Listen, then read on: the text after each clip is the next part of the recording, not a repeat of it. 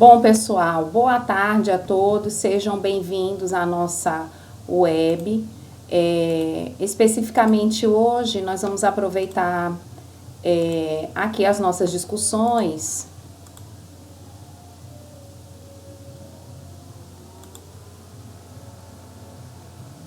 Certo, vocês estão visualizando aí a tela? Deixa eu só também compartilhar aqui direitinho com vocês.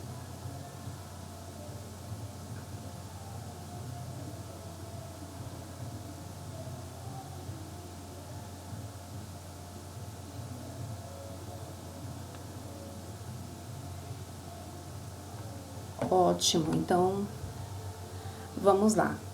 Bom, a nossa web de hoje, tá, tem um objetivo de compartilhar com vocês algumas orientações, algumas fundamentações, né, de referência de trabalho, né, para que vocês possam desenvolver especificamente, né, o assunto, né, sobre pesquisa científica na universidade.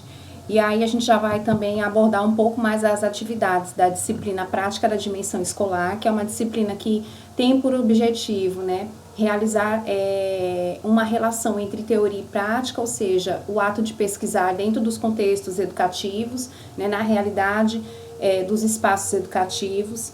Essa disciplina é uma pré-preparação para os estágios, para o trabalho do TCC de vocês, e nós estamos praticamente na terceira disciplina de prática, né, que é uma disciplina de uma carga horária muito extensa, que foi dividida em 4 subdisciplinas desde o segundo período, né, e especificamente esta disciplina, ela tem como um foco, né, principal a preparação de uma pesquisa científica, ou seja, de tudo aquilo que nós já estudamos, que já pesquisamos, que já dialogamos, né, vai resultar agora numa materialização que é uma escrita acadêmica propriamente dita, né, mas para realizar essa escrita, né, se faz necessário algumas concepções, né, para que dê suporte, um embasamento teórico, né, para que a gente possa escrever com uma certa singularidade, né, obedecendo aos critérios de escrita científica e também aquilo que é proposto, né, pela universidade e pela ementa da própria disciplina. Vocês tiveram a oportunidade de participar da web, que foi ministrada pela professora conteudista, né, que é a professora que selecionou todo o material, que pensou na disciplina, nessa organização curricular. E agora a gente vai ter um momento de maior aprofundamento, né, de algumas atividades práticas dessa disciplina. Essa disciplina ela é composta por 3 atividades. A atividade do fórum já é uma atividade já conhecida de vocês, se baseia em elementos questionadores, ou seja, a partir de pontos questionáveis sobre o contexto escolar e de que forma a gente pode desenvolver práticas pedagógicas dentro de um contexto escolar que promova uma qualidade do processo ensino-aprendizagem, ou seja, eu vou olhar tanto para o trabalho do professor quanto para o processo de aprendizagem dos alunos. E aí a gente tem um questionamento principal nesse fórum, onde vocês são convidados a fazer as interações, os questionamentos, né, entre os pares, entre os professores, tutores, né. É de suma importância a participação de vocês, porque é uma atividade de cunho avaliativo, é um fórum que já está disponível, né, para interação. Ele tem um prazo vigente, né, durante a vigência da disciplina, que cessa no mês de maio, ou seja, são 3 meses de interação nessa disciplina. Mas a gente sempre recomenda aos alunos que não deixem para fazer as postagens de última hora, né? Porque quanto maior a participação e a qualidade das postagens, né, de vocês, e essa interação auxiliar no processo de construção do conhecimento, da discussão entre vocês, né, melhor vão ser o nível de entendimento, de construção colaborativa do conhecimento, que é de suma importância nos cursos à distância. E as outras 2 atividades, propriamente dita, trata-se da construção de um paper, ou seja, de um artigo científico, mas no modelo resumido, né, que é o que nós chamamos de paper, né. Então, vocês terão que fazer a construção desse paper e fazer a defesa oral desse paper.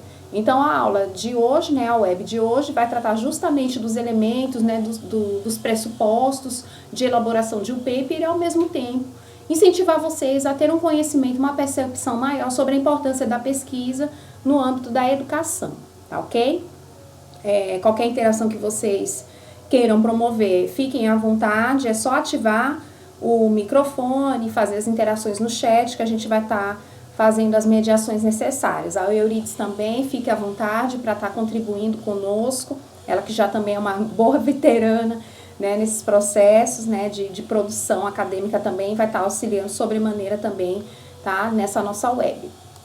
Bom, refletir sobre o fazer pedagógico aplicado nos demais diversos contextos escolares é o objetivo desta disciplina, né, ou seja, fazer com que vocês tenham possibilidades de pensar, né, de refletir sobre diversas situações, problemas, e a partir dessas reflexões, pensar num percurso, num caminho de trabalho pedagógico, né, onde você possa transpor todas essas reflexões, né, materializadas intelectualmente por meio dos seus estudos, por meio das suas experiências para quem já está na área, né, e aplicá-las dentro de um contexto escolar.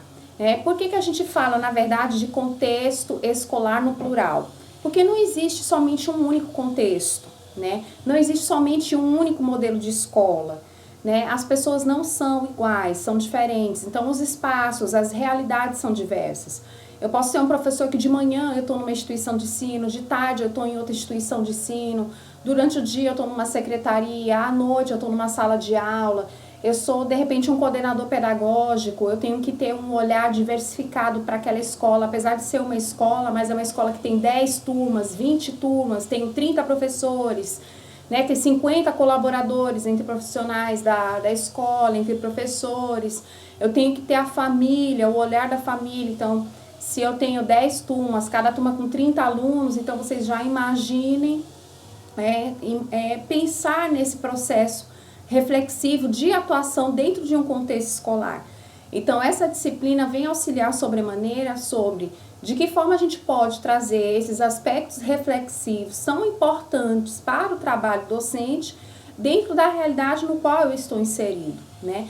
E aí, como eu já disse anteriormente para vocês, essa disciplina, né, pode aprofundar, né, em diversas fases, né? Nós tivemos a primeira disciplina, que foi a disciplina de prática na dimensão político-social, né, que auxiliou sobremaneira a nós a compreendermos alguns pressupostos, alguns conceitos de organização do que a gente deseja realmente investir numa investigação. Depois tivemos a disciplina prática na dimensão educacional, que era buscar pressupostos teóricos para compreender essa realidade em que nós escolhemos investigar, né, e por qual discurso e por qual teoria, né, deveríamos então olhar essa realidade educacional que foi escolhida por nós em um momento anterior. E agora essa disciplina, que é a prática da dimensão escolar, que tem por objetivo, né, associar teoria e prática, ou seja, associar o caminho que vocês percorreram, né, num objetivo de materializar esse percurso, né, esse caminho que vocês construíram. E aí eu pergunto a vocês, né, por que os professores, em sua maioria, não se consideram pesquisadores, né, dentro da sua prática, né, dentro da sua profissionalidade, né? E com isso, né, eu trago essa questão para que a gente possa refletir. Será que a gente realmente forma professores somente para ser meros executores, né, de teorias que são e de conhecimentos que já estão acumulados na sociedade? Será que essa transmissão não poderia ser feita por outros meios, né, sem se constituir o trabalho do professor, se ele tem essa perspectiva que ele só é meramente um transmissor de conhecimento, né? Será que esse conhecimento que já existe e que está aí a ser diluído e passado de geração a geração necessita ser pensado, ser refletido para que se possa se transpor de uma forma, né, mais crítica, mais dialógica dentro de uma realidade? Será que esse mesmo assunto, esse mesmo conhecimento que eu estou numa escola A, como é que eu trabalho na escola B? Será que esses contextos, essas interpretações serão da mesma forma? Né? Então, a maioria dos professores não pensam dessa forma.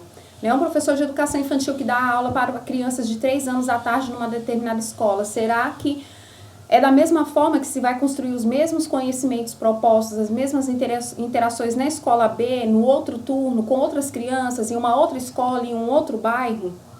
Né? Então, são essas possibilidades que eu chamam a atenção de vocês para que vocês possam, né, refletir sobre isso. E aí eu compartilhei com vocês um link para uma pesquisa, né, intitulada Você é Pesquisador? Né, porque dali a gente começa a refletir, né, a importância da pesquisa no processo de formação de futuros pedagogos, né, de futuros educadores para atuarem na educação infantil e nas séries iniciais do ensino fundamental, na área da gestão escolar, né, fazendo parte da equipe, né, de uma certa forma, orientando os professores, orientando os alunos e as famílias. E ali a gente lançou diversas perguntas, né, e agora eu quero compartilhar um pouco, né, desses resultados com vocês. A pesquisa continua aberta, depois eu passo novamente o link no grupo, reforço com vocês no AVA, né, de suma importância que a gente responda, porque isso auxilia sobremaneira, inclusive na construção desse artigo e dos demais trabalhos científicos que vocês terão que produzir ao longo do curso. Né? Uma das perguntas, né, que nós lançamos é qual a importância da pesquisa na formação dos professores. Né? E ali a gente colocou algumas prepositivas. Né? Não tem nenhuma importância, né, a pesquisa na formação dos professores. Tem pouca importância, né? É muito importante, é extremamente importante, é indissociável a formação docente. Né? Então, entre esses apontamentos que colocamos, a grande maioria de vocês apontou que é indissociável, né, a formação docente, ou seja, a pesquisa, ela necessita estar ali, né, no mesmo nível de importância, né, da formação dos professores. É um dos pressupostos da formação do professor, é torná-lo pesquisador e a incentivar com práticas de pesquisa. Né. A outra pergunta, né, que eu quero compartilhar com vocês é que, se vocês tivessem que escolher, né, que tipo de conteúdo ou disciplina acadêmica que vocês acreditam que deveria de ser mais valorizado, né, de um tempo maior de estudos, no curso de pedagogia, por exemplo, né, para te dar uma condição de pesquisador, qual seria esse conteúdo, essa disciplina, né, curricular que vocês acreditam que deveria de ter uma carga muito maior do que é oferecido? E aí tem algumas opções, né, como metodologia científica, filosofia, história, sociologia e psicologia, estágios e práticas educativas, contextos escolares, teorias educacionais, didática e políticas educacionais. Eu quero que vocês deem uma olhadinha, né, nesse gráfico rapidinho. Aline?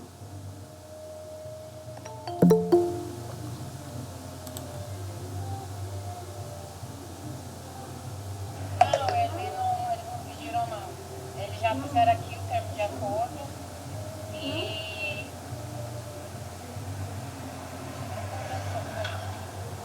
fizeram o termo de acordo. Manda uma mensagem para a Fabiana, eu tô dando aula. Na delegacia fazer o BO e daí seguir os trâmites do sinistro.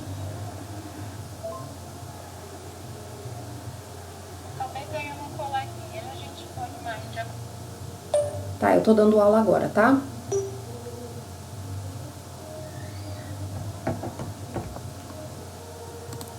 Bom, ótimo, então vamos lá, né, voltando aqui às nossas reflexões, né, então, se você tivesse que escolher, né, a maioria de vocês apontou, né, que a disciplina de metodologia científica, né, deveria de ter uma carga maior, né, de estudos nesse sentido, né, e sobremaneira, né, isso é pouco visto, né, de fato, na universidade. É uma carga horária, né, praticamente complementar igual às das demais, né, mas não há uma ênfase maior, porque na verdade a metodologia científica são orientações para que como você possa fazer, né, trabalhos de uma certa forma científico, não que as pesquisas que você desenvolve, né, na universidade sejam diferentes daquelas que você propõe na realidade, né, na prática educacional, mas exige um certo rigor, né, e essa disciplina vem justamente para lhe dar pressupostos teóricos de como seguir esse rigor, para não fazer uma pesquisa por fazer sem alguma recomendação, sem alguma estruturação. É certo que depois se dilui para algumas outras disciplinas, como a metodologia na pesquisa da educação, que é outra disciplina que nós vamos ter. Mas essas disciplinas, geralmente, elas são vistas, né, com maior ênfase, né, de sobremaneira na pós-graduação, nos cursos de especialização, né, e nos cursos cítricos, né, no caso de mestrado, né, e doutorado. Outra disciplina que vocês apontaram que deveria de ter um estudo, né, maior é a disciplina de, na verdade, né, tem um empate entre teorias educacionais, estágios e práticas educativas e a disciplina de didática, né. São disciplinas de cunho prático, né. Algumas disciplinas com uma carga horária mais intensa, como, por exemplo, essa que nós estamos, que se refere às práticas educativas, né. Nós tivemos 135 horas para cada disciplina prática, foram 3. Nós temos aí também as disciplinas de estágio também, que configuram praticamente 1/3 da carga horária, né, disponível para a realização das atividades práticas, né, 1/3 da carga horária total do curso. Geralmente são cargas horárias que são obrigatórias, né, necessitam de uma carga horária ampla. Geralmente a soma dessas disciplinas práticas, elas absorvem cerca de 40% da carga horária geral do curso, né.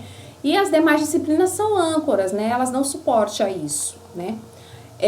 Outra questão também, né, que nós queríamos investigar com vocês é a percepção, né, de vocês do que se torna difícil de pesquisar, né? O ato de pesquisar em si.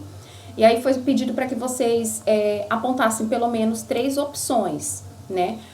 A opção mais apontada, né, por vocês foi a falta de tempo para realizar as atividades. Ora, um dos pressupostos do perfil de um pesquisador, né, em especial do professor pesquisador, é ser organizado. E a organização está intimamente ligada à questão do tempo, né? Então, é um hábito que precisa ser desenvolvido e na formação inicial, que é essa formação que nós estamos agora, se faz necessário, porque senão realmente a gente não consegue cumprir as demandas e muito menos disponibilizar mecanismos, né, e estratégias de pesquisa. Então, o tempo influencia muito nesse aspecto, né. Um outro ponto também que vocês apontaram, né, com maior dificuldade, né, para desenvolver pesquisa, é a dificuldade de criar hipóteses, né? Ou seja, simular teorias e prática, que essa disciplina justamente proporciona isso para vocês. É pensar em situações hipotéticas, fazer a relação da teoria para essas situações hipotéticas e transpô-las para um contexto escolar, ou um contexto educacional, ou seja, uma realidade. Então, boa parte de vocês apontaram ter essa dificuldade de fazer essas transições entre teoria e prática, né? E essa disciplina auxilia a gente sobremaneira. Então, quem está acompanhando de uma certa forma com acuidade, né, e boa percepção da proposta dessa disciplina, vai perceber que ela justamente se propõe a resolver essa dificuldade do aluno do curso de pedagogia enquanto pesquisador iniciante nesse sentido, né? E outras demandas também que vocês apresentaram, que é a questão da sintonia, né, entre o trabalho, né, e as demandas do curso, a questão da interação com os colegas, essa troca de experiência entre pares, né? O que é entre pares? São pessoas que estão no mesmo nível, vocês entre alunos, né, nós entre professores no ambiente educativo, né, são pares, na universidade os professores são pares entre eles, né, então essa falta de interação entre pares, né, também dificulta o processo de pesquisa nesse sentido, né, e outros apontamentos também que são considerados. A última questão que eu trago também para a gente analisar, né, que vocês contribuíram com as respostas, na percepção de vocês, né, a pesquisa em sua formação e atuação profissional serve, né, para você, a pesquisa serve, né, então 42% dos alunos disseram que serve, né, no auxílio da construção de conhecimentos com seus alunos ou com os seus futuros alunos, né. 28% de vocês disseram que a pesquisa serve para dar conhecimentos necessários para dar aula, e depois a gente vai conversar especificamente sobre essas respostas, né, no decorrer da importância da pesquisa. Outros alunos, né, 14% responderam que a pesquisa serve para manter, né, vocês atualizados nas discussões da área educacional. Somente 7% dos alunos disseram que a pesquisa, né, dá a possibilidade de tornar vocês um estudante e um futuro professor emancipado.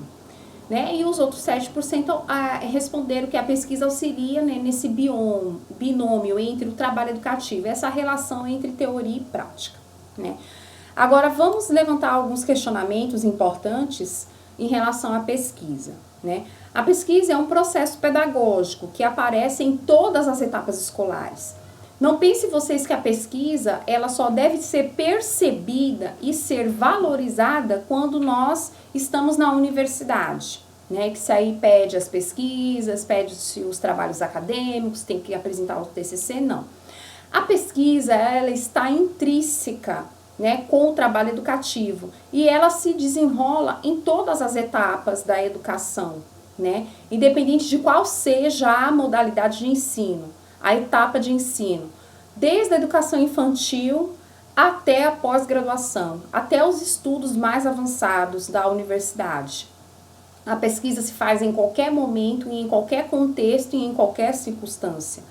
Basta você ter a percepção de que no ato de pesquisar você está investigando e desenvolvendo e aplicando ciência, né? Essa que deve ser a percepção da pesquisa. Então eu posso desenvolver pesquisa com bebês na creche, com crianças bem pequenas, de 1, 2, 3 anos, o ato de ler para bebês, por exemplo, a criança de 6 meses que está sentada, manuseando objetos, e eu estou fazendo a leitura, por exemplo, desenvolvendo trabalhos literários, ali a criança já está se comportando como um agente leitor, como um agente investigador, um agente pesquisador, porque ela está explorando, ela está conhecendo, ela está tomando posse do conhecimento, tá? Então é necessário que a gente tenha essa percepção.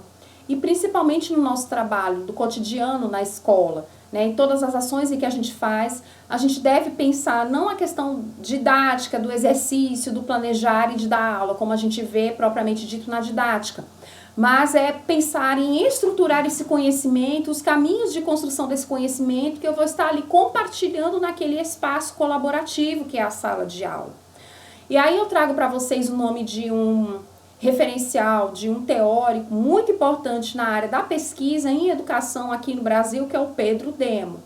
O Pedro Demo, pessoal, em sua obra Pesquisa, Princípio Científico e Educativo, essa obra foi publicada, esse livro foi publicado em 2019 e eu recomendo vocês a fazer essa leitura, né? Diz que a visão da pesquisa é algo simples, né, e ao mesmo tempo complexo, porque depende do quê? Do ponto de vista de quem está investigando, né? Ou seja, da definição que eu dou para aquele objeto de estudo.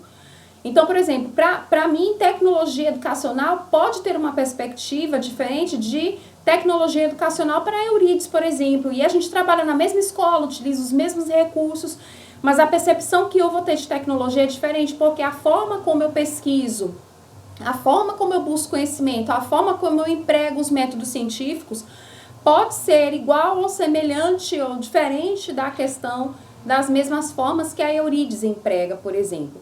Então, no ambiente escolar, não é incomum encontrar professores que ainda solicitam, por exemplo, seus alunos a abrirem o caderno, a abrirem um livro, a fazerem uma cópia de um determinado assunto e dizer que ali está se fazendo uma pesquisa, por exemplo, né? Então, é comum, né, que o professor apenas ensina, por exemplo, aquele que só está ali verbalizando. E aí eu chamo a atenção de vocês, né, vou até voltar aqui ao slide anterior, para aqueles alunos que responderam que para você, na sua formação, a pesquisa serve para dar conhecimentos necessários para dar aula, você está sendo um professor o quê? Transmissivo, né? E a nossa luta é justamente o quê? Para transformar esse ensino transmissivo num ensino emancipatório, né? Para que dê poderes e condições, para que dê empoderamento para o sujeito, para que ele possa atuar de uma forma crítica na sua realidade, tá? Então, é comum encontrar professores que apenas ensinam, né, amealha um certo lote de conhecimento, ou seja, ele detém um certo lote de conhecimento, mas ele só transmite para os alunos, né, utiliza uma didática reprodutivista, que é o que a gente já vimos na disciplina de didática, né, através dos assuntos das tendências pedagógicas e a função do ensino transmissivo, da pedagogia tradicional nesse sentido, né, e isso torna o quê? A vivência prática mais desvirtualizada, mais desatualizada do contexto educativo, que é o que a gente sempre convida vocês a refletirem sobre esse contexto. Como é a minha escola, como são meus alunos, como são esses sujeitos que compõem a comunidade educativa, né, de que forma eu tenho que olhar para esses indivíduos. Então, a pesquisa, né, tem que ser para muito mais do que esses pressupostos transmissivos e tradicionais que eu acabei de colocar para vocês. Né? Ensinar a copiar não é sinônimo de pesquisa. Então, não pense vocês que atuando nas turmas, por exemplo, de segundo ano, de terceiro ano do ensino fundamental, né, induzindo os alunos só a copiar o que está no quadro, né, estão, de fato, ensinando aos alunos a desenvolver mecanismos de pesquisa. Né? Então, a pesquisa ela deve ser encarada como um processo emancipatório, né, de modo a oportunizar tanto você, estudante, né, quanto o seu futuro aluno, a construir um conhecimento através de uma análise, né, através de uma elaboração própria, de reestruturação de conhecimento, né, dali do que está sendo mediado. Né? E aí a proposta dessa disciplina, e especificamente, né, desta disciplina, quando eu digo desse momento, né, da configuração do que se propõe às 135 horas dessa disciplina, no quarto período, é fazer o quê? Um equilíbrio, né, trazer um balanço entre a observação e a realidade.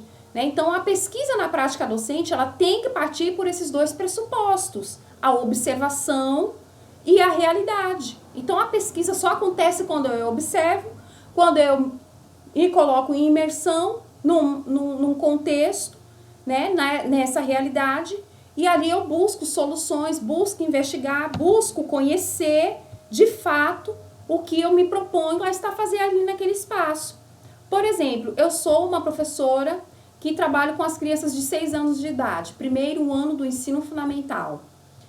Essas crianças estão no processo de alfabetização. Como é que eu posso ensinar essas crianças a ler e a escrever de uma forma emancipada, dentro daquela escola, onde os pais são analfabetos, onde não se tem recursos? Né? Será que somente com o lápis e com o papel e com a borracha eu consigo mediar um trabalho emancipatório de alfabetização? Preciso pesquisar, preciso observar a realidade que eu estou ali inserido. Preciso conhecer os recursos necessários, as teorias necessárias para me dar esse suporte, para que então eu possa desenvolver essa prática de uma forma mais emancipatória, né? E aí, a realidade, ela é muito complexa, né? Então, quando a gente se coloca aqui a estudar os contextos escolares e reforço novamente a estudar isso no plural, eu quero dizer que a realidade que eu estou aqui mediando essa aula online com vocês pode ser um contexto diferente, de repente, dessa mesma aula ter sido mediada pela Eurides aí no Polo de Santa Quitéria, que geograficamente estamos distante a quase 400 quilômetros. Né? Então, a realidade com que ela percebe esse conhecimento, que ela busca os mecanismos, né, busca as interações, é muito complexo e pode ser convergente ou divergente da realidade que eu estou aqui nesse momento, utilizando desse mesmo espaço-tempo, né, dessa mesma configuração. Então, a realidade, né, ela pode ser tão complexa que, às vezes, as observações que a gente faz, né, sobre um determinado ponto, sobre um determinado conhecimento, um determinado assunto ou uma determinada informação, né, pode ter ângulos, percepções diferentes. A Eurides pode estar vendo 3 e eu posso estar vendo 4, por exemplo, como nessa imagem que eu estou compartilhando com vocês, né? São contraditórios, então isso é muito complexo e a pesquisa auxilia a gente a compreender melhor essa complexidade, né? E aí, novamente, eu trago para vocês, né, o desafio do educar pela pesquisa. É de suma importância que formamos vocês, futuros pedagogos, nesta percepção de prática, né, de exercício, de perfil de professor, né, um professor pesquisador, né, e trago novamente para vocês algumas ideias, né, de Pedro Demo, né. Para ele, a pesquisa aborda um ensino direcionado para a formação de um sujeito competente, de consciência crítica, de autonomia intelectual, capaz de realizar formulações próprias a partir, né, das pesquisas que esse sujeito realiza, né? E eu trago também uma outra colaboração de um professor chamado Francisco Perujo, né, em que sua tese de doutorado que ele publicou no ano de 2011, ele menciona que a pesquisa, né, é a nossa contribuição na questão do fazer ciência. A gente estudou ciência, os pressupostos de ciência, o que é ciência, o que é um método científico, lá na disciplina de metodologia científica, e eu reforço vocês a revisitarem esse material para auxiliar na construção dessa tarefa prática que nós temos dessa disciplina, né? E o nosso desafio é que a pesquisa faz com que a gente traga algo mais, né, para aquilo que estamos desenvolvendo, né? O desafio da pesquisa é fazer com que possamos nos diferenciar de um ponto de partida. Então, a pesquisa, o que eu estou fazendo hoje com vocês é uma pesquisa, e essa pesquisa que eu estou agora compartilhando com vocês através desse estudo, vai ser totalmente diferente quando eu for fazer essa nova pesquisa desse mesmo assunto numa outra realidade daqui a 2, 3 anos, né? Então é sempre o que? Avançando e ampliando esse conhecimento, esse referencial, esse ponto inicial de observação.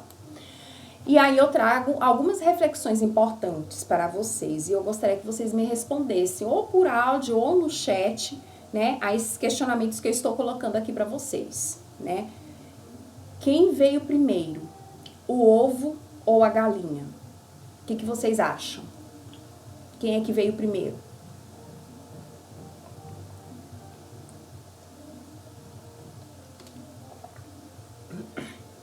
A galinha? A Joana tá dizendo que é a galinha. A Miriam também colocou a galinha, a Dariana a galinha, a Euridice colocou o ovo. A Gabi disse que é a galinha, a Carla disse que é a galinha. A Maria de Fátima disse que é a galinha. Olha só o nível de reflexão que nós estamos nesse momento. A Marília colocou, depende do contexto. Vejam só a importância da ciência nesse sentido.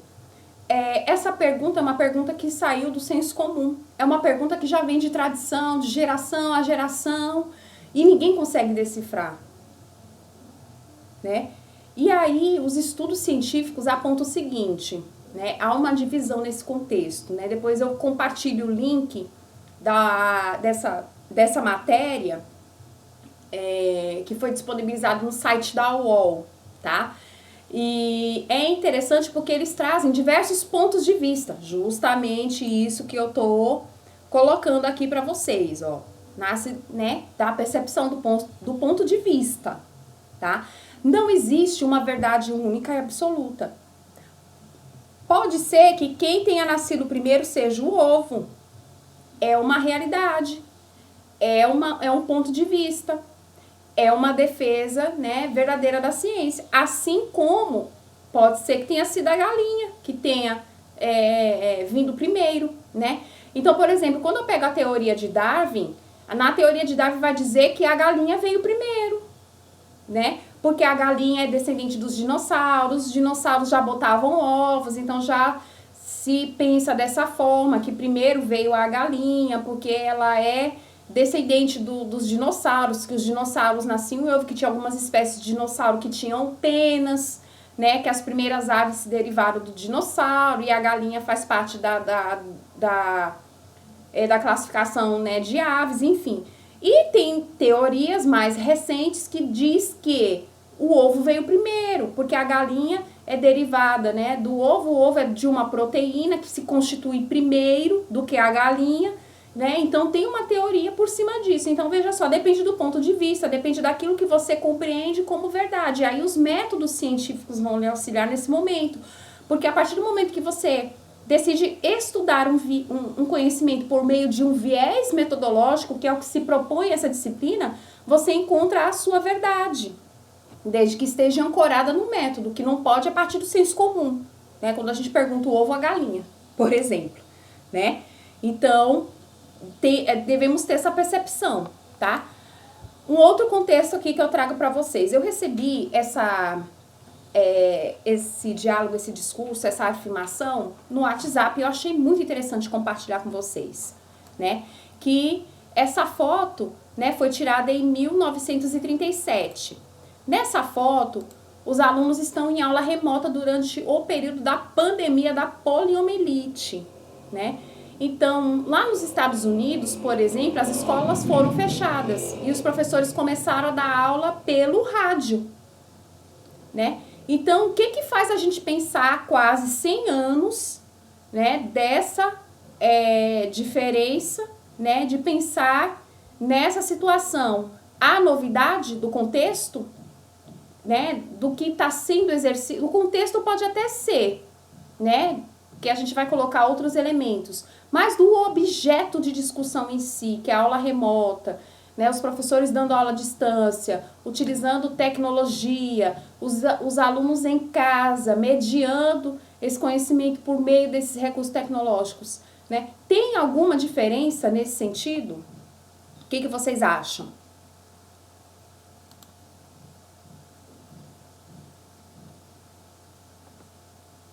Né? A Joana está dizendo que não tem diferença, né? E os demais alunos? Então, a pesquisa ali naquele momento já foi empregada há muito tempo. Então, não é agora esse discurso, né, da importância da pesquisa nesse sentido. E é isso que eu quero colocar para vocês, tá? Então, o que vai diferenciar a sua prática é a forma como você encabeça. Tem professor que está achando que aula remota, que ensino híbrido de recursos tecnológicos é coisa de agora, né? Uma coisa que está acontecendo agora e não é. Ou uma situação vivida há quase 100 anos atrás.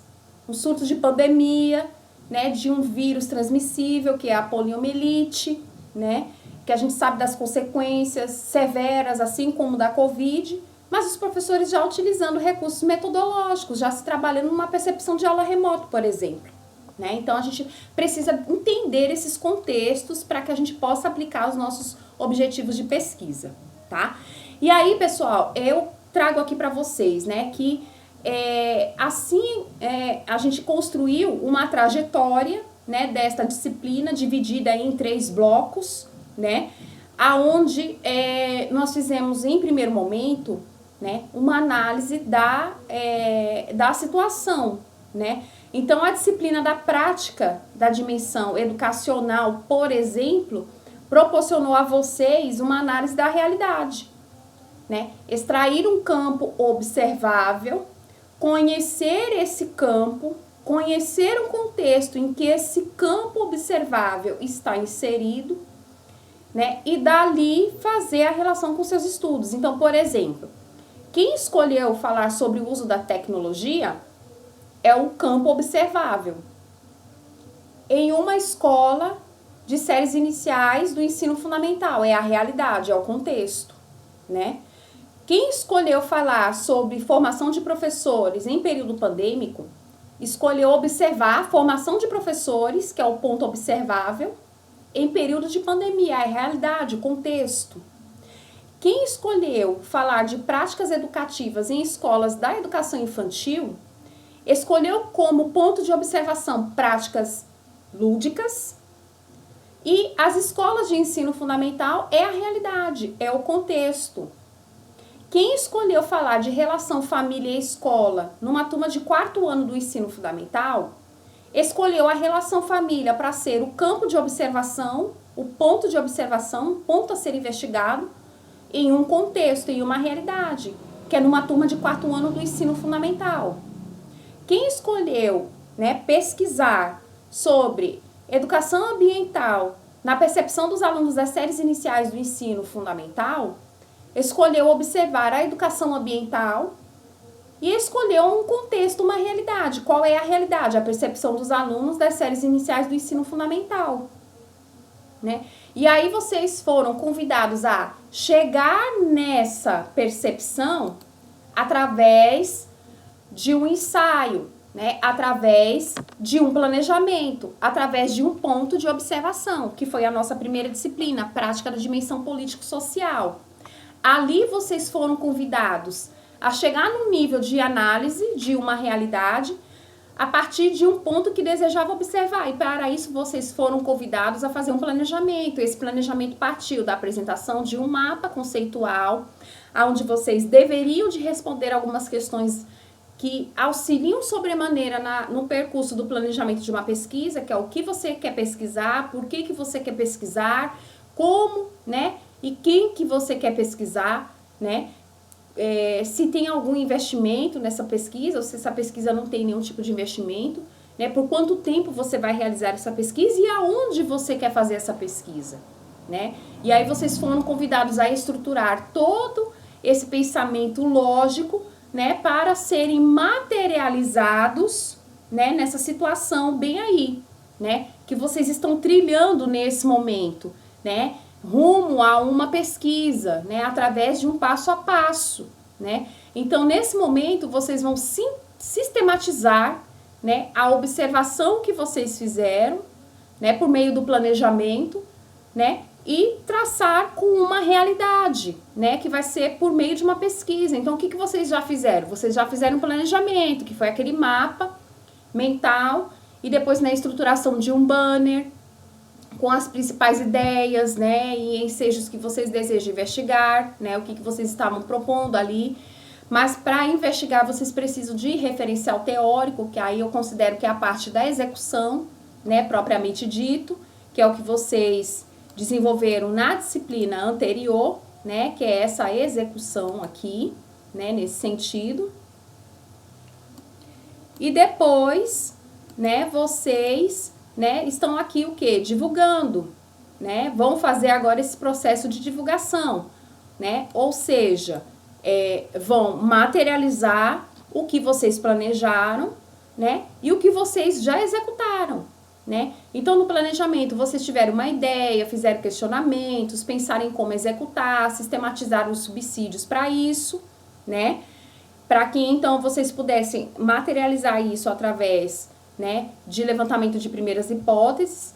E agora vocês já estão com material que já foi pesquisado, né? Fizeram coletas de dados, que foram a seleção daqueles artigos que vocês inicialmente selecionaram, que foram 5, né, fizeram a leitura, coletaram dados principais, né, dessas leituras, selecionaram o que de fato vai contribuir para a sua pesquisa, né, e fizeram algumas interpretações em cima disso. Agora, vocês vão precisar escrever um artigo, né, vão precisar apresentar esse artigo e futuramente vocês vão precisar divulgar esse artigo em alguns eventos acadêmicos que vão acontecer ao longo ainda do curso e que vocês vão ser convidados a apresentar isso, né, de alguma forma, né.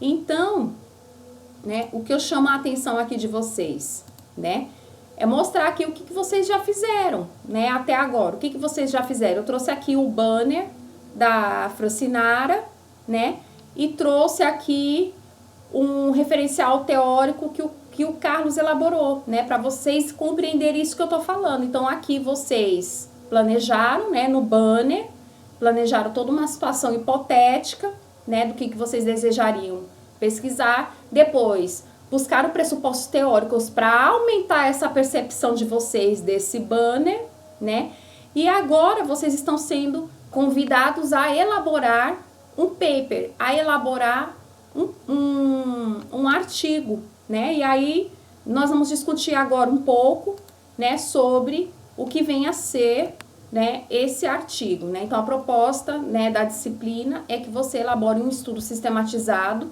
da temática que você escolheu, aplicado a um contexto escolar que também você já pensou nesse contexto, tá ok? E o que é um paper, né? Para a BNT, paper é um pequeno artigo científico elaborado sobre um determinado tema ou resultados de um projeto de pesquisa para comunicações em congressos e reuniões científicas, né, sujeitos à sua aceitação e a uma análise, a uma avaliação, a um julgamento, né? Então, o paper, ele é um estudo que tem o seu próprio formato gráfico, tá? Esse formato gráfico, né, quem determina são as instituições no qual estão pleiteando essa sua produção. Então, isso varia de instituição para instituição. Mas, a grosso modo, obedece a alguns princípios que são regidos pela ABNT, como a formatação, os referenciais, os elementos pré-textuais, textuais e pós-textuais, que a gente vai conhecer um pouquinho mais, tá? Mas o paper, na verdade, é um modelo mais compacto de um artigo científico, né? De um artigo completo, né? Com todas as seções. Assim, o paper, né? Que é chamado de um pequeno texto, né? Ele é elaborado sobre um tema já pré-determinado, onde você já tem resultados desses estudos, né? Ou dessa pesquisa, e que você precisa desenvolver uma análise e precisa desenvolver argumentações com muita objetividade, com muita clareza, tá? E seguindo orientações dos fatos, né? Ou dos referenciais teóricos dos autores, enfim, tá? Hoje em dia, pessoal, esse modelo de trabalho acadêmico é muito solicitado nas instituições de ensino, principalmente nos cursos de graduação, tá? E o paper, né, segue essas mesmas orientações e rigor de um trabalho acadêmico, tá? Então, ele tem, como eu disse para vocês, a estrutura de um artigo, só que a gente suprime, né? Tem uma supressão de alguns elementos do artigo. O que a gente suprime? Por exemplo, num artigo completo, o mínimo de páginas que se pede no artigo é de 15 páginas e no máximo 25 páginas. E isso já é um padrão, tá? Das instituições de ensino. Já no paper, essa quantidade é menor, essa quantidade de páginas, tá ok? Que a gente vai olhar aqui. Há também a supressão de alguns elementos, como por exemplo, o título do artigo em inglês não é obrigatório, pode ser suprimido. O resumo em inglês também pode ser suprimido, porque geralmente no artigo científico completo, você apresenta o título em inglês, apresenta o resumo, e apresenta ele em inglês também, que é o abstract, tá? O texto da fundamentação teórica e da metodologia e dos resultados e discussões no paper, ele é compacto em relação a um artigo científico completo, tá bom? Mas de maneira geral, o tamanho do paper vai depender das orientações que você vai receber da instituição de ensino. Normalmente, um paper varia de 6 a 12 páginas, tá? E essa variação vai muito de acordo com o tema que você escolheu, tá? Do seu objeto de estudo, tá? Então, depende do campo observável, que é o seu objeto de estudo, com a sua realidade de pesquisa, do seu campo de pesquisa, que é a sua realidade, tá? Então, isso varia muito.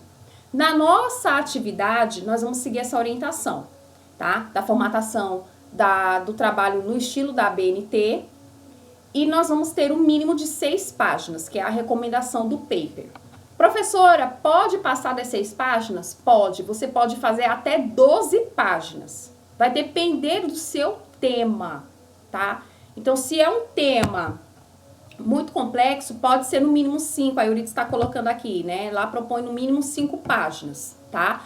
Então, você pode fazer o seu paper, tá? Com isso. Não precisa colocar capa, é um outro elemento que foi feita a supressão em relação ao artigo científico. Não tem capa, tá ok? Oi. Professora. Oi. Bem aqui, bem no resumo. Esse resumo é o padrão, né? As palavras? Eu vou explicar aqui o item por item. Certo. Viu? Eu vou explicar aqui item por item, tá? Para eles. Então, essa é algumas observações e o conceito que nós temos de paper, tá? A estrutura de um paper científico, ele compreende em 3 divisões, tá? Os elementos pré-textuais, os elementos textuais e os elementos pós-textuais, tá bom? Essas divisões, tá? Ela varia muito de acordo com as orientações das instituições, como eu disse para vocês, tá? Mas eu vou apresentar para vocês os itens obrigatórios do paper.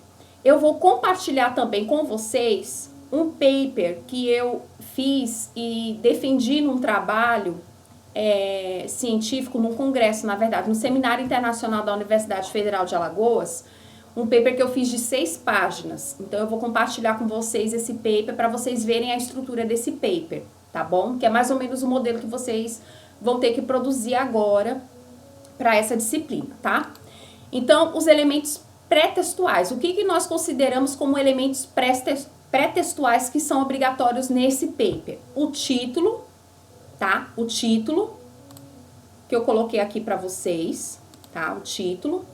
Esse título, pessoal, ele tem uma padronização, né? De ser em caixa alta, de estar em fonte tamanho 12. A fonte pode ser Times ou pode ser Arial. Fica a critério de vocês, tá bom? Depois a gente olha na recomendação lá da disciplina, tá? Esse meu paper, eu utilizei um papel timbrado da instituição, porque ela exigiu que fosse obrigatório, né? Mas na nossa disciplina não tem papel timbrado, não é obrigatório, então vocês vão poder formatar de acordo com a ABNT. A ABNT diz o quê? Que é papel tamanho A4, tipo A4, né? Tamanho A4, no formato retrato, com as margens superior e à esquerda recuada em 3 centímetros e as margens inferior e à direita recuada em 2 centímetros, tá? É essa a orientação da ABNT. O texto, né? Todo texto produzido em fonte Arial ou fonte Times New Roman, tamanho 12, tá bom? Nada de colorido, texto com fonte colorida, não. É cor automática, é preto, tá bom? Então, aqui eu tenho o título. O título de vocês pode ser um título grande, um título único, e pode ter título e subtítulo, tá ok? No caso aqui do meu artigo que eu tô compartilhando aqui com vocês, o meu título é composto de título e subtítulo. Quando eu tenho subtítulo, esse subtítulo ele é precedido de 2 pontos. E o meu subtítulo, ele é escrito em caixa baixa, ou seja, em letra minúscula. Tem alguns trabalhos que vocês já apresentaram, né, que tem subtítulo, tá? Então, para esses alunos que têm subtítulo, tem que ter essa observação, tá bom? Um outro elemento, né, considerado pré-textual no paper é a identificação do autor, ou seja, de quem está produzindo aquele artigo. Então, a identificação de vocês deve ser de nome completo e a instituição de ensino no qual você está vinculado. Nesse caso aqui do meu paper, eu defendi pelo grupo de estudos que eu participo da Universidade Federal do Maranhão, tá? Então, eu coloquei o grupo de pesquisa no qual eu estou vinculada como pesquisadora, tá? E coloquei aí a minha identificação. Além disso, eu também tenho um outro elemento pré-textual, que é o resumo, tá? É o resumo. O que é o resumo? Tá? Vou ler aqui para vocês. O resumo, a grosso modo, é, na verdade, um texto compactado da introdução, tá? É um texto super compacto. Geralmente o resumo, né, obedece a uma estrutura de quantidade de palavras. Essa quantidade de palavras é determinado pela instituição de ensino, tá? No caso, esse resumo que eu tô apresentando para vocês é de um artigo completo que eu submeti a uma publicação numa revista agora no mês de janeiro. E uma exigência dessa revista era que o meu resumo tivesse entre 100 e 150 palavras, tá ok? Então, no resumo de vocês, eu oriento também que tenham essa quantidade de palavras, tá? Que não exceda de 150. Até 200 palavras pode ser, porque também varia muito, né? Depende muito do tema. Como vocês estão fazendo temas diversos, né? Então, o resumo, então, é um pequeno texto da sua introdução, e eu vou já explicar também para vocês a introdução. E deve conter uma palavra, deve ter um conjunto de palavras entre 150 até 200 palavras no máximo, tá? De 100, variando de 100 a 200 palavras, tá? Pode ter menos de 100 palavras? Não, tá? Precisa ter essa quantidade de, no mínimo, 100 palavras. Por que a gente está colocando isso? Porque é o que vocês vão se deparar quando vocês começarem a publicar materiais científicos, né? Quando vocês começarem a submeter o material de vocês. Então, é uma exigência que a maioria que a gente observa, né, das instituições pedem isso. Até no TCC de vocês, que vai ter um item lá escrito resumo, né? Vocês vão ter que atender a essa quantidade de palavras. Então, é bom que vocês já comecem a treinar isso, tá bom? Um outro elemento pré-textual muito exigido, pessoal, na verdade, são as palavras-chave. Quando vocês foram convidados a fazer aquele quadro de referencial teórico, uma das condições de vocês, eu vou até voltar aqui o slide que tem um modelo aqui, que é esse bem aqui. Um pré-requisito para a atividade era que vocês apresentassem palavras-chave. Lembram disso? Então, essas palavras-chave devem fazer parte do paper de vocês, tá bom? Lá a gente pediu para que vocês colocassem 3 palavras-chave, não foi? Então, vocês vão ter que transpor aquelas palavras-chave para o paper de vocês, tá ok? Então, é obrigatório nesse sentido. Agora, nós vamos para os elementos textuais. Para os elementos textuais, tá? Nós temos a introdução. Bom, o que é uma introdução? Uma introdução, pessoal, é um resumo do seu trabalho, tá? Apresentando uma breve contextualização da sua realidade, da sua problemática, do seu problema de pesquisa. Eu não sei se vocês se recordam, quando a gente pediu para vocês fazerem a primeira atividade da disciplina de prática, da dimensão educacional, a primeira atividade pediu para que vocês descrevessem o campo observável, obedecendo 4 aspectos. Esse campo observável, tá, que é o que a gente chama aqui na introdução de contexto, são os aspectos culturais, sociais, educacionais. Não sei se vocês se lembram disso. Vocês se lembram disso? Desses aspectos? Confirmem para mim, por favor.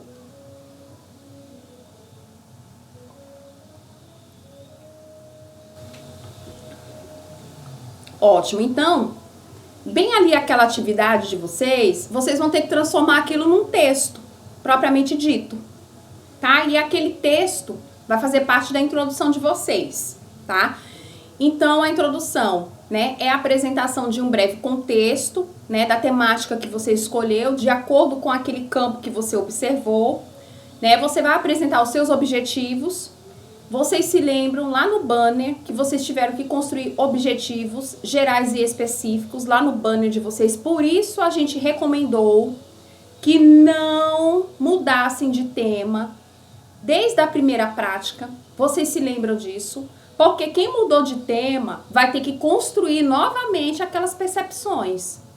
Quem mudou de tema. Quem não mudou de tema só vai transpor o que está no banner para o paper, só que de uma forma bem organizada, tá? Então, vocês vão pegar aqueles objetivos e vão trazer para a introdução, vão montar um parágrafo apresentando aqueles objetivos.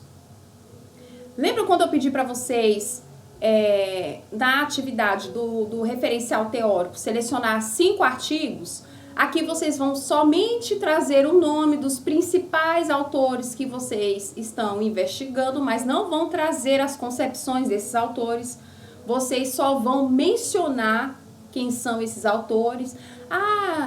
Meu trabalho fala sobre tecnologia educacional no contexto aplicado aos professores de formação, continuar o PPP, e para tanto vamos utilizar fulano, beltrano e ciclano, que tem ótimas recomendações temáticas sobre o assunto. É mais ou menos assim que vocês vão ter que falar, tá? Não é para trazer, fulano, ciclano, beltrano defende que tecnologia educacional pererê. Não é isso que é para fazer na introdução, tá? Na introdução vocês só vão trazer somente o nome desses autores, né, que foi mais citados, né, na sua pesquisa. Não precisa trazer todos, podem trazer 2 ou 3 artigos, né, 2 ou 3 autores ali. Vocês pesquisaram 5, vocês podem trazer pelo menos 2, né.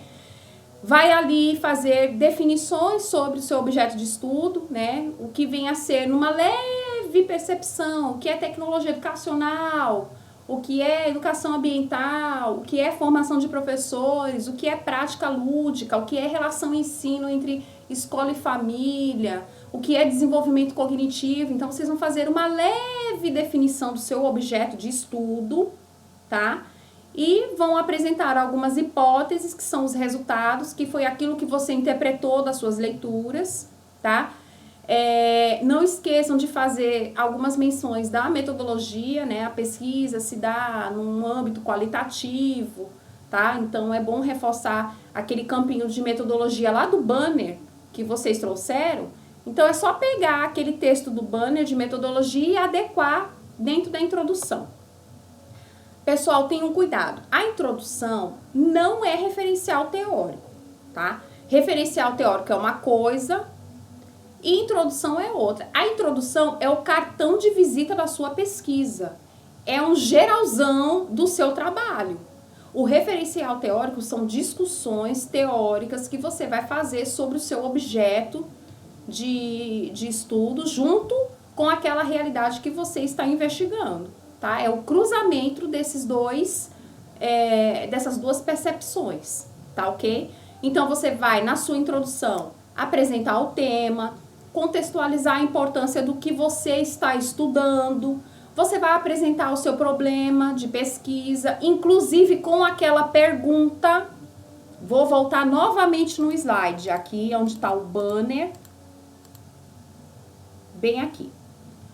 Vocês vão trazer na introdução o tema que vocês estão procurando. Vão montar um texto disso aqui, ó, do tema, da delimitação do tema, que é o problema de pesquisa. O problema no formato de pergunta. Depois disso, vão apresentar o quê? Os objetivos da sua pesquisa. Deixa eu voltar aqui. Pronto. Depois, vocês vão apresentar os objetivos da sua pesquisa e vai apresentar, né, como é que você vai fazer essa pesquisa. É uma pesquisa bibliográfica e de campo, pois eu pretendo, né, pois eu fui na escola e apliquei um questionário com os professores, eu fui na escola, conversei com os pais, eu fui... minha pesquisa é só documental, porque tem algumas pesquisas aqui que é só de cunho documental, né, por exemplo, do Ramilson, que ele vai falar sobre políticas da educação infantil. É só documental, é acessar o site do MEC, né, da Secretaria de Estado de Educação, da Secretaria Municipal de Educação, o que estão dizendo as políticas públicas de educação infantil. Então, é uma pesquisa documental. Então, ele tem que mencionar que a pesquisa dele é de cunho qualitativo, que vai utilizar a pesquisa documental, onde o principal objetivo é analisar as discussões das políticas educacionais para a educação infantil e se essas políticas fazem parte dos assuntos de formação continuada dos professores da educação infantil. Então, é mais ou menos assim que vai ser a introdução, né? Uma breve discussão do que você está apresentando. Depois disso, pessoal, vocês vão ter um item para apresentar os objetivos de vocês, tanto os objetivos gerais quanto os específicos, tá? Então, o títulozinho lá, objetivos, e você vai pegar os objetivos que você botou lá no seu banner, para quem não mudou de tema, e vai botar aqui. Quem mudou de tema vai ter que fazer todo aquele processo. Vai ter que pensar num contexto, vai ter que pensar nos objetivos, vai ter que pensar na metodologia, vai ter que pensar em como vai querer discutir os assuntos. Quem tem o banner vai só ampliar aquelas discussões, que nem a Brena disse, menos mal. Mas quem mudou de tema vai ter que refazer aquele trabalho agora, tá bom? E aí, o objetivo de pesquisa é uma intenção de esclarecer aquilo que está te incomodando, aquilo que você quer investigar, o problema de pesquisa que você está apresentando, né? E também esses objetivos vão auxiliar no caminho teórico que você precisa destrinchar para alcançar os resultados, né? Então, o objetivo geral é o elemento que resume a ideia central do seu trabalho, tá? É o que você quer pesquisar. Os objetivos específicos, eles vão descrever os resultados da sua pesquisa, né? Aquilo que você pretende alcançar, né? É o como. Então, o objetivo geral é o que e o objetivo específico é o como, né? Então, vamos colocar ali o objetivo geral. Vou pegar aqui o exemplo do Ramilson, que é o que tá fresquinho, né? Como acontece a formação de professores da educação infantil? Deixa eu pensar aqui melhor, né? Como as políticas de educação infantil né, podem contribuir com temas para a formação de professores na escola tal. Como? Os objetivos específicos. Conhecer o plano de formação continuada dos professores da escola tal. Compreender as principais políticas políticas para a educação infantil dos últimos 10 anos, né? Conhecer a percepção dos professores acerca das políticas para a educação infantil. Aí, para conhecer a percepção dos professores, eu vou lá na metodologia, vou aplicar um questionário com os professores, nesse questionário com pergunta aberta ou não, e aí eu vou trazendo os dados e vou organizando. É mais ou menos assim que vocês devem pensar, tá bom? Aí, um outro elemento, pessoal, que é considerado textual, tá, nesse paper, é o desenvolvimento ou referencial teórico ou fundamentação teórica, como vocês queiram chamar, tá? O referencial teórico, ele tem como objetivo delinear de uma forma muito articulada, tá, os princípios que vão dar respostas aos seus objetivos. É bem aqui, pessoal, que a gente vai desenvolver, que a gente vai realizar uma discussão teórica, tá? Uma revisão dos principais autores que estão aí à baila discutindo sobre o tema, tá? Eu vou fazer algumas recomendações sobre o desenvolvimento, tá? Não façam, pessoal, emendas teóricas, que é o que a gente chama de colcha de retalhos, sem qualquer articulação. Vou pegar o texto de um artigo, dou Ctrl+C e Ctrl+V, pego o texto, um parágrafo de um outro artigo, dou um Ctrl+C e Ctrl+V, e assim eu continuo, tá? Não façam isso, tá ok? Pessoal, só um minutinho. Aline, traz o meu carregador, rápido. Bom, voltando, né? Então, não façam isso, tá? Não façam emendas de trabalhos, tá? Nesse sentido, não façam isso, tá ok? É importante, pessoal, que no referencial teórico, tá, você traga argumentos, tá, que sirvam para as discussões teóricas, tá ok? E isso só se dá com a pesquisa. Aí é que entra o caráter da pesquisa. É aí que eu quero chegar, né, com vocês sobre aquela nossa conversa inicial, né? Então, para a elaboração de um referencial teórico, tá, é indicado que você faça essas pesquisas. E quando você for começar a escrever, comece a escrever o seu referencial teórico partindo de um marco histórico, que é muito, algo assim, muito funcional, certeiro, e que vai te dar uma segurança para você escrever o seu paper. Então, comece a sua fundamentação teórica trazendo algumas concepções históricas do seu objeto de estudo, por exemplo. A tecnologia já vem sendo utilizada, aqui é um grosso modo, né? A tecnologia já vem sendo utilizada no campo educacional há mais de 100 anos, né? Os primeiros estudiosos levantaram que a tecnologia, assim, é assado, o principal percussor na época, fulano de tal, né? Trouxe como principal argumento que a tecnologia auxilia sobremaneira o uso dos recursos pedagógicos em sala de aula, facilita o trabalho do professor, e aí você vai desenrolando. Então, sempre comece com uma perspectiva mais histórica. E aí você vai trazendo uma evolução do seu objeto de estudo, né, ao longo do tempo. Pessoal, o objeto de estudo. O que é o objeto de estudo? Lembrando, é aquilo que você está se propondo a pesquisar. É tecnologia educacional, é formação continuada, é prática lúdica, é política de educação infantil, é a educação ambiental, né? Então, é o seu objeto de estudo, tá? E depois você vai trazendo as principais situações de conceito desse objeto de estudo. Então, o que é, né, as definições, os conceitos, né, as principais discussões, né, sobre algo mais conceitual do seu objeto de estudo, né? O que as pessoas, o que os estudiosos falam sobre tecnologia educacional, quem são os principais autores que falam sobre tecnologia educacional, né? Quais são as abordagens que são colocadas sobre tecnologia educacional. Se você vai trazer 3, 4, 5 autores para discutir, o que eles convergem, ou seja, o que eles falam de forma semelhante, o que eles divergem, né? O que eles têm de percepção diferente? Um defende tecnologia, por exemplo, quem está falando aí de rede social? Um fala que a rede social é assim, o outro vai dizer que a rede social é assado, né? Então você vai trazer algumas percepções, mas não vai dar o seu ponto de vista, porque o seu ponto de vista de uma forma científica você vai deixar para dar lá em resultados e discussões, tá ok? Então aqui é mais uma situação mais teórica, tá? E é nessa sessão, pessoal, tá? No desenvolvimento ou fundamentação teórica, é que você vai promover os empregos de citações. Veja só, eu esqueci de falar isso para vocês. Lá no resumo e lá na introdução, não cabe citação.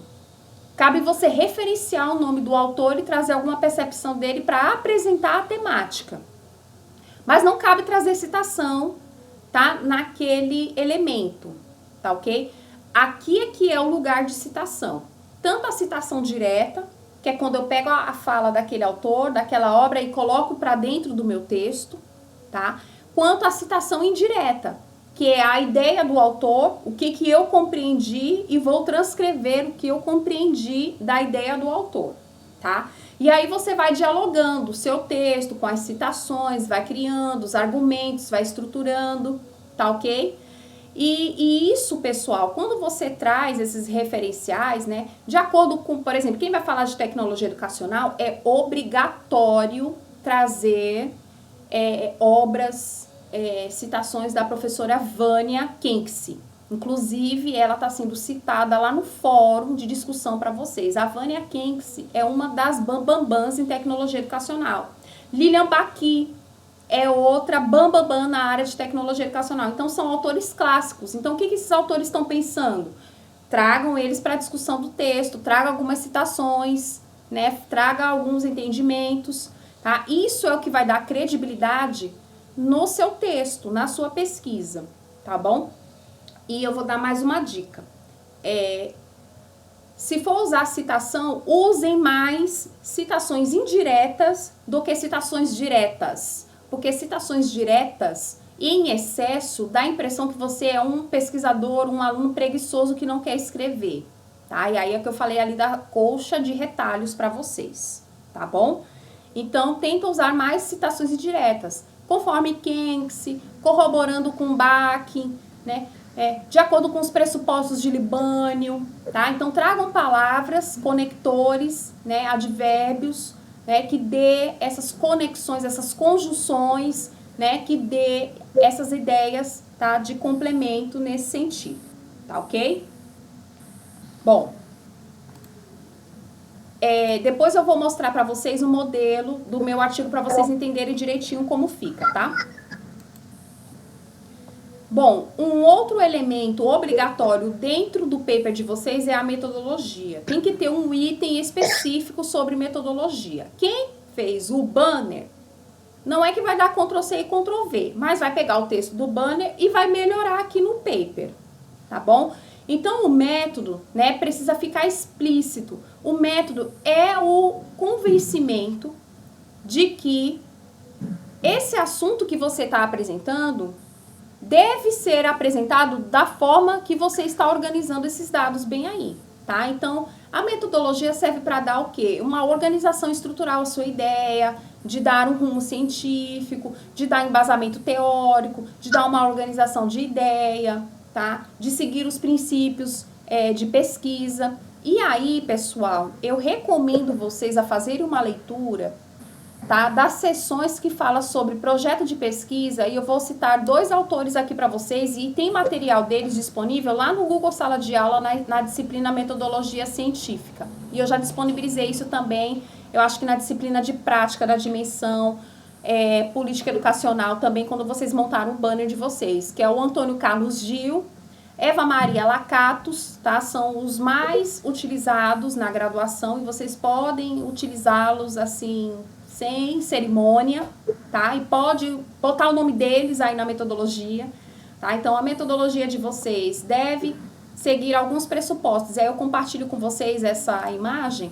Depois eu boto lá na sala virtual para vocês do AVA, porque lá fica maior a leitura da imagem, Porque se eu deixar no Google Sala de Aula, fica pequenininho. Então, lá no AVA vai estar maior para vocês, tá? Mas aqui tá mais ou menos a estrutura da metodologia de vocês. Então, vocês devem falar que a pesquisa de vocês é de abordagem qualitativa, porque geralmente as pesquisas no campo educacional visam mais uma pesquisa qualitativa, ou seja, é o estudo bem aprofundado de um objeto de estudo, interação com o ser humano, de uma determinada realidade social. Então, a pesquisa qualitativa, né, visa, né, esses tipos de situações. Quanto à natureza, é de natureza básica. Por que de natureza básica? Porque vocês ainda estão no nível de conhecimento, de ensino, né, de graduação ainda, não estão em estudos aprofundados. Se fosse uma especialização, uma dissertação de mestrado ou de doutorado, seria aplicada, mas não, nesse momento vocês vão trazer de uma forma muito singular essa pesquisa de vocês.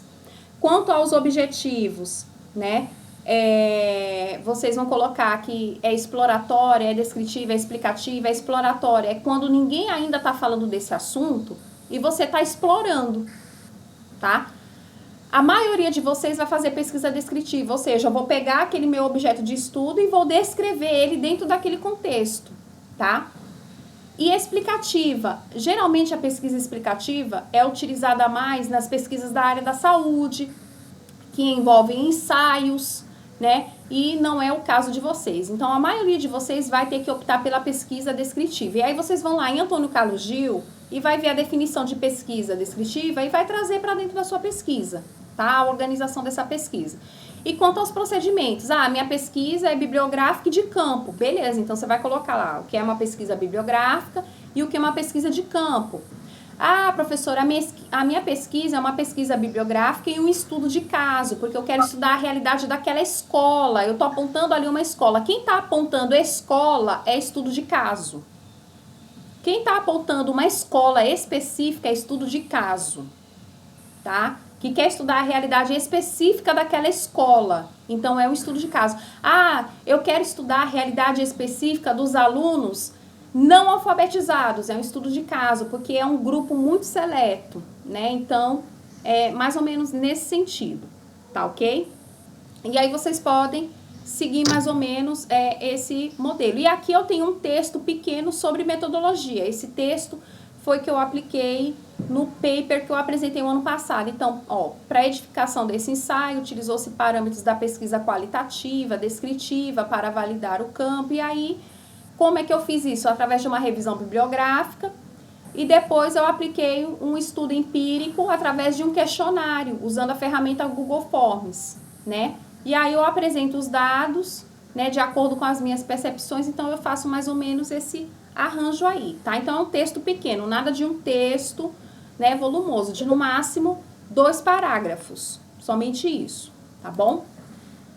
E depois eu venho para resultados e discussões, que é um outro elemento textual. O que eu vou fazer aqui? Eu vou pegar os dados que eu coletei, né, do meu campo empírico, lá da minha realidade, que eu observei daquele contexto, e vou trazer aqui a discussão.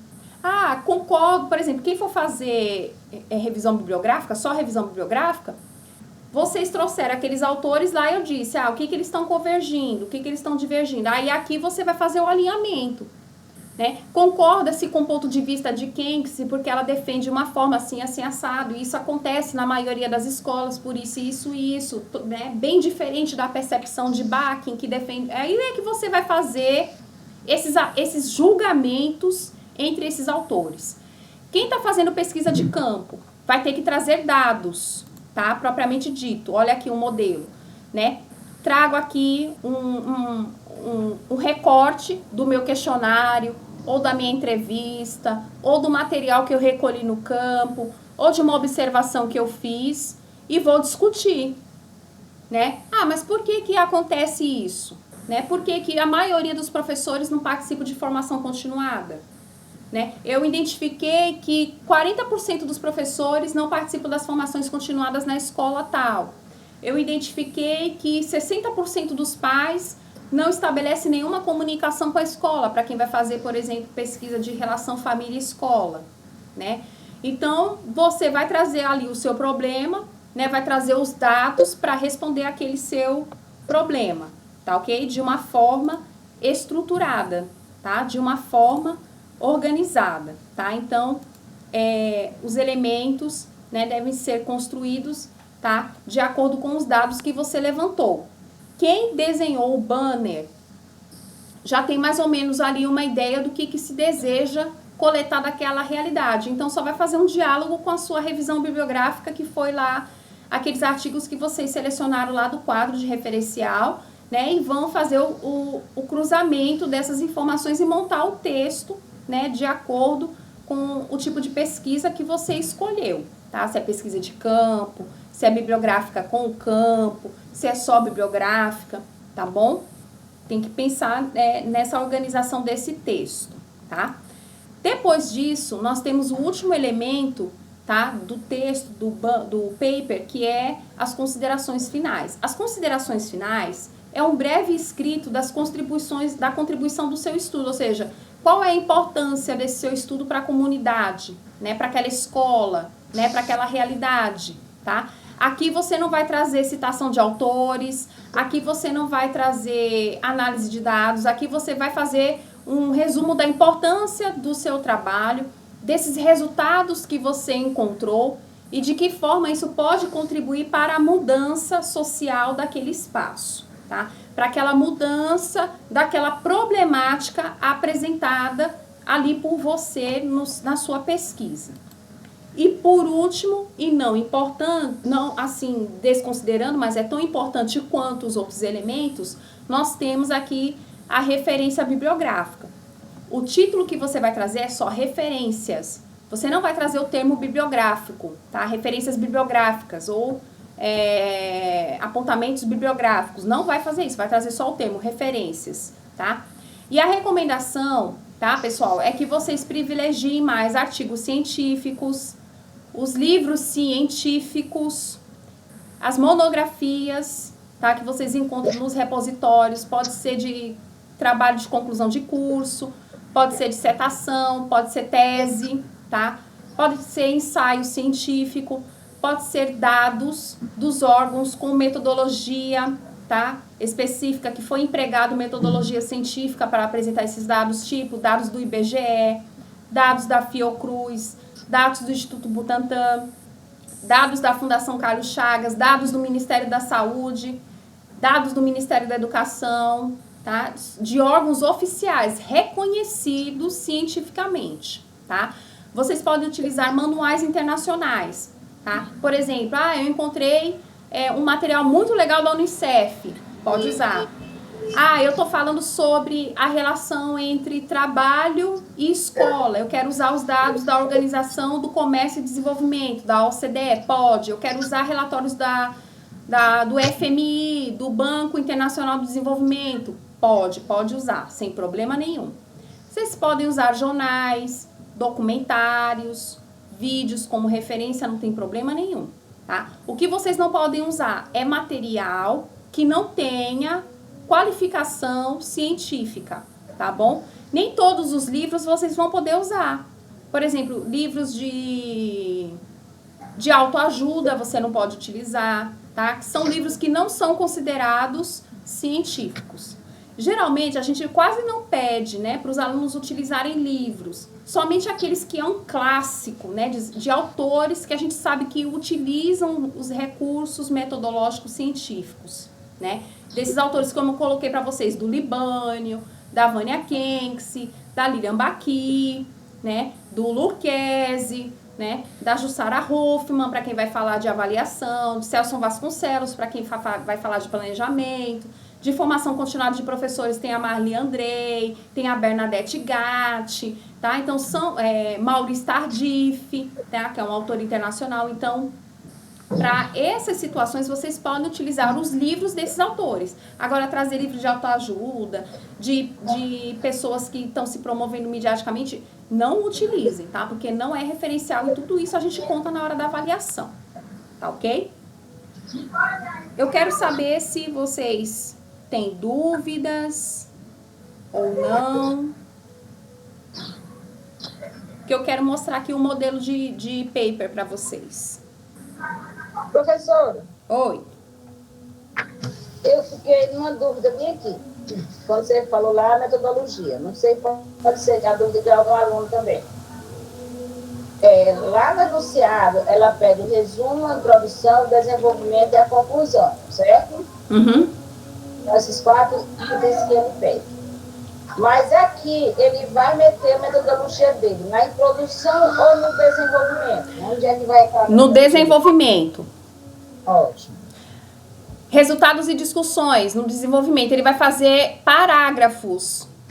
Ele vai fazer parágrafos, tá? Então, eu vou mostrar aqui um modelo aqui rapidinho. Peraí, deixa eu buscar aqui para compartilhar. Esses 3 itens, esses 4 itens, né? Porque assim, tem instituições que pedem para trazer... Tá. Tem instituições que pedem para trazer dividido e tem instituições que pedem para fazer parte de um único texto. No nosso caso é para fazer parte de um único texto, mas eu quis trazer esses elementos de forma individualizada para eles entenderem a importância de ter todos esses elementos dentro do item, dentro do item, tá? No caso do desenvolvimento. Deixa eu só abrir aqui minha pastinha aqui para compartilhar, né, com vocês aqui alguns modelos que eu tenho.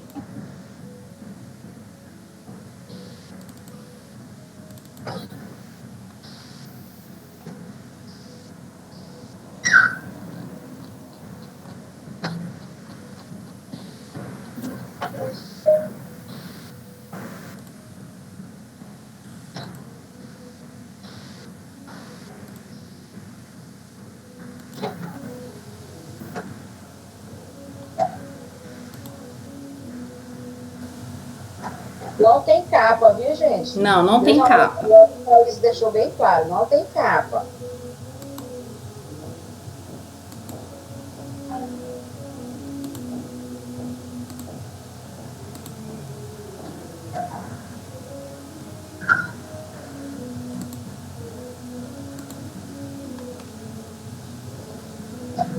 Pronto, deixa eu compartilhar agora com vocês aqui mais ou menos um modelo, né? Pronto. Vocês estão visualizando? Então, ótimo. Então vamos lá. Ó, esse aqui não é um paper, é um artigo completo. Mas o que a Euridice está falando é isso bem aqui, ó. Trouxe a introdução. Depois eu vou para o desenvolvimento. Aqui eu posso colocar a palavra desenvolvimento. Ou eu posso dar um título temático para ele. No meu caso, eu dei um título temático. Mas eu posso trazer a palavra desenvolvimento. E aqui eu faço aquela fundamentação teórica, como eu expliquei aqui para vocês. Trago os autores. Trago citação, muita citação indireta, porque isso aqui valoriza demais, ó. Segundo fulano... né, de acordo com fulano, aí eu trago uma citação direta, né? Aí eu vou aqui discutindo tudo direitinho. E aí eu já começo a trazer a estrutura da pesquisa. Ó, referência aqui, ó. Bem aqui a metodologia, ó. Ó, portanto, a necessidade de se compreender esses contextos para responder tais inquietações fez-se necessário a realização dessa pesquisa na perspectiva qualitativa e descritiva, cujos dados empíricos foram coletados, né, utilizando-se um questionário da ferramenta Google Forms, com os sujeitos dessa pesquisa, que foram os professores aqui, ó, educadores da educação infantil. A recolha de dados, né, a interpretação dos dados, que é resultados e discussões, deu-se do confronto da revisão bibliográfica, né, do estudo empírico, tá, ó, o ensaio de envergadura qualitativa, tá, e aí eu vou descrevendo a metodologia. Aí depois eu vou apresentar os dados, aí eu posso ter uma sessão ou eu posso trazer só um parágrafo, ó. Tratando-se da aplicabilidade, criou-se um questionário, onde eu tive 25 professores respondentes, onde a gente identificou, por exemplo, que a maioria dos professores era educação infantil, né? Que os professores responderam tantas perguntas, né? Que a maioria deles, aí eu trago os dados e começo a discutir. Então, eu trago isso tudo para o desenvolvimento, tá? Então, tudo isso tem que fazer parte do desenvolvimento, ó. Aí as discussões dos dados, trago os gráficos, para quem tem imagem, traz a imagem, né? E aí eu vou discutindo os dados. Depois eu faço as minhas considerações finais, que é um item à parte, ó. Certo? Professora, Oi. mas, tipo assim, olha, tem que a palavra resumo, desenvolvimento, introdução, desenvolvimento e conclusão. É isso que você quer dizer? Isso, tá bem aqui, Ou ó. não? Ó, título. É porque esse artigo aqui eu tinha que submeter sem o meu nome, mas aqui veria o meu nome, né? Tudo bonitinho. Aí vem o resumo. Aí vem o resumo, as palavras-chave. Aí vem, ó, introdução. Aí vem desenvolvimento. Aqui pode ser a palavra desenvolvimento ou a temática dele, tecnologia na educação, práticas lúdicas, não tem problema. Aí aqui vem a minha fundamentação teórica, vem a minha metodologia, tá? E vem os resultados e discussões. Depois vem as considerações finais, tá bem aqui, ó, considerações finais. Depois vem a referência bibliográfica, tá bem aqui. Ok. Aí como fica isso num paper, né? Deixa eu mostrar como fica compacto, porque isso aqui é um artigo grande.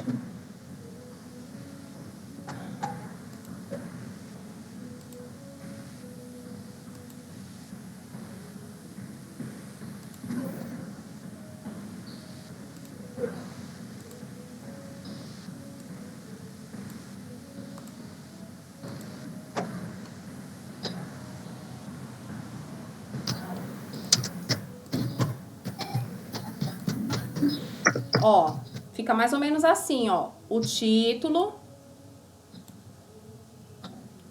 a minha identificação. Aí vem, aqui não tem resumo, mas aí viria aquela parte lá do resumo e as palavras-chave. Aí vem a introdução. Aí vem os objetivos, tem que estar dentro da introdução. Porque esse paper aqui foi bem resumido, só para eles terem uma ideia de organização, ó. Tem metodologia, tem resultados e discussões, tem considerações finais, tem referência. Isso aqui é um paper de 6 páginas, tá? Então, obedecendo eu quis apresentar esse paper aqui para eles verem a questão do emprego, da formatação, quão é importante obedecer o processo de formatação. Tá? Mas os elementos do paper tem que ter o título, identificação, resumo, palavras-chave, introdução, desenvolvimento e considerações finais e referência bibliográfica. Tem que ter esses 8 elementos. Dentro de desenvolvimento, tem que vir a fundamentação teórica, a metodologia e resultados e discussões. Tudo em formato de parágrafos, tá? Tudo em formato de parágrafos. Quem quiser trazer esses itens divididos, tipo fundamentação teórica, depois metodologia, depois resultados e discussões, pode, não tem problema nenhum, desde que esteja nessa sequência.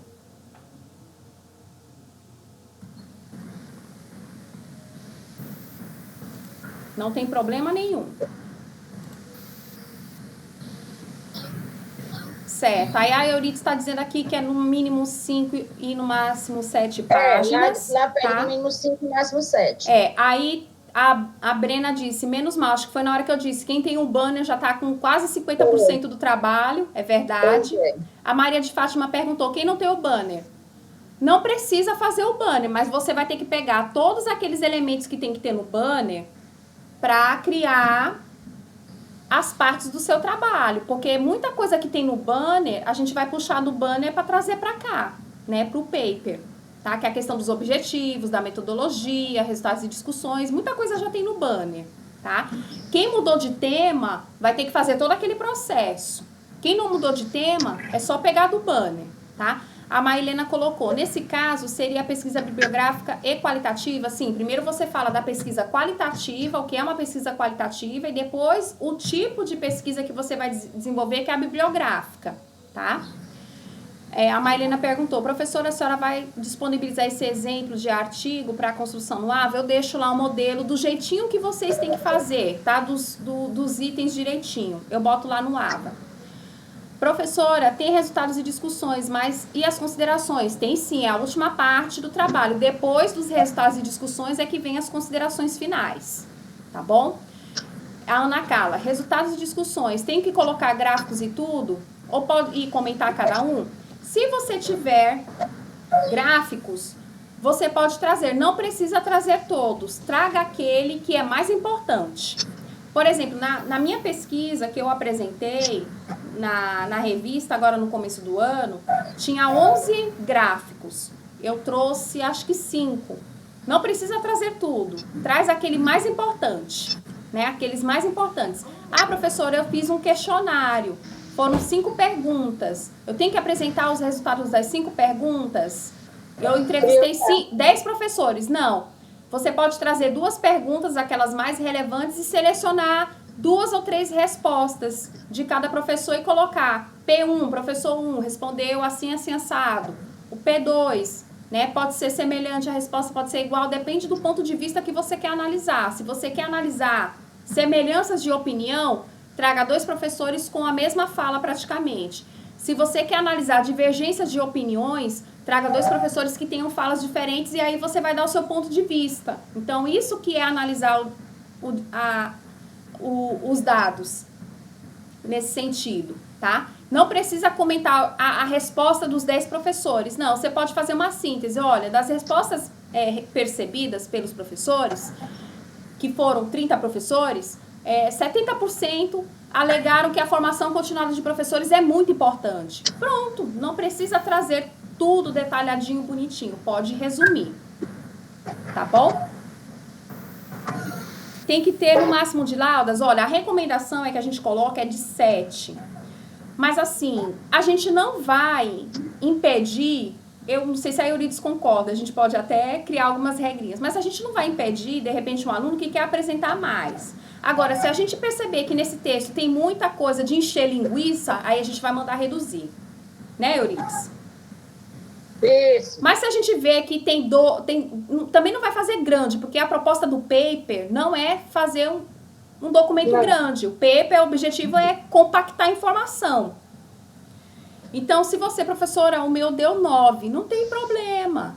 Mas se a gente vê que as 9 páginas se fez necessário por conta de todo o texto, o objetivo, né, as discussões, tudo bem. Agora, se for 9 páginas e a gente vê que tem 2 páginas de encher linguiça, a gente vai devolver o trabalho e vai dizer, olha, enquadre em 7 páginas, que seu trabalho está muito grande e não tem necessidade disso.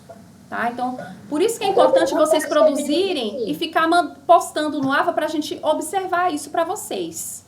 Tá? Também não pode ser menos de 5. Não, não pode ser menos de 5. Tem que ser no mínimo essa quantidade que a professora colocou. No mínimo 5 e no máximo 7.